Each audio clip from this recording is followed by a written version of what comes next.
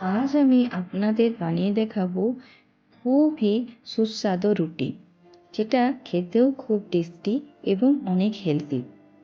এইটা বাচ্চা বড় সবাইয়েরই খুব পছন্দ হবে।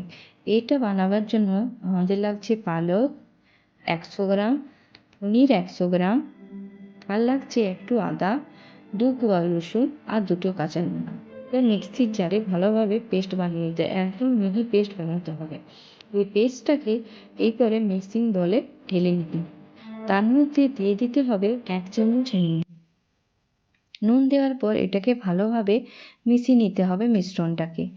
এরপর এর মধ্যে মিশ্রণটার মধ্যে অল্প অল্প করে আটা দিয়ে একটা রুটি যেভাবে আটা বানানো হয় সেইভাবে একটু ভালোভাবে মেখে নিতে হবে। অল্প অল্প করে আটা মিশিয়ে মিশ্রণটার মধ্যে একটা ভালোভাবে ডো তৈরি করে নিতে হবে।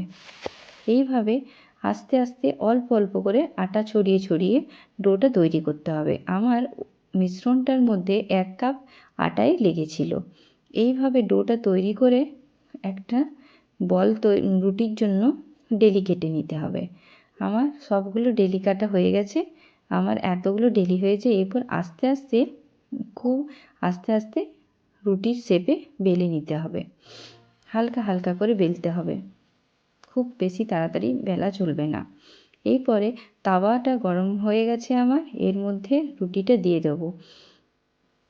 একদিক হয়ে গেলে আরেক দিকটা উল্টে নেব।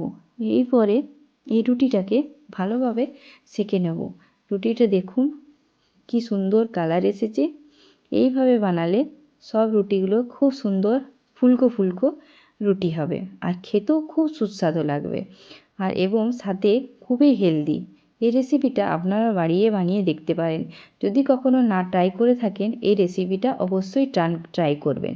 এটা খেতে খুবই সুস্বাদু হয়। আর এইটা আমি সার্ভ করেছি গাজরের হালুয়ার সাথে।